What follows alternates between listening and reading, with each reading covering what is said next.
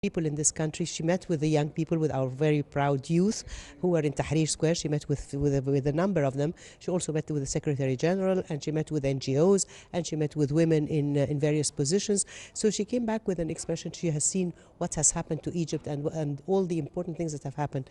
The visit is particularly timing because, as you know, we will be receiving quite some support. She supports very much the revolution. She supports very much what has happened, and she admires very much what has happened. And there will be a lot of aid coming in from the EU. We don't know how much or what or to what extent or where, but there's definitely going to be a lot of cooperation with the EU countries, between Egypt and the EU countries. Ashton earlier visited Al Tahrir Square, the center of Egypt's revolution, and reflected of how inspiring the revolution was. And today we had the Prime Minister of the UK as well, who was here today.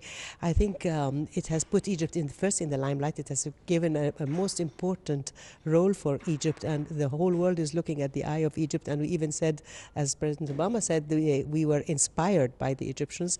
And it has shown to the world that we can, and our people are very determined to get to speak out and to do what they think is best for their country. We are indeed very, very proud, and it has really put Egypt in the limelight. And I really was amazed to see the coverage on all the news channels only about Egypt, to what extent Egypt is important not only to the region but to the whole world. So we are blessed to have such youth in this country. The EU foreign policy chief spoke of a significant meeting in Brussels to discuss the popular protest movements in the Arab world. The meeting will discuss a coordinated global response to changes in the region. The visit of EU's foreign policy chief Catherine Ashton to Egypt comes once again translating a sense of support for the 25th of January revolution and movement at the same time.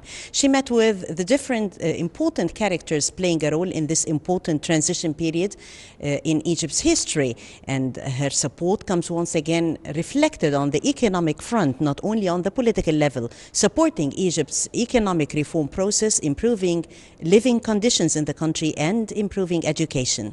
Taghreed Hussein for Nile International.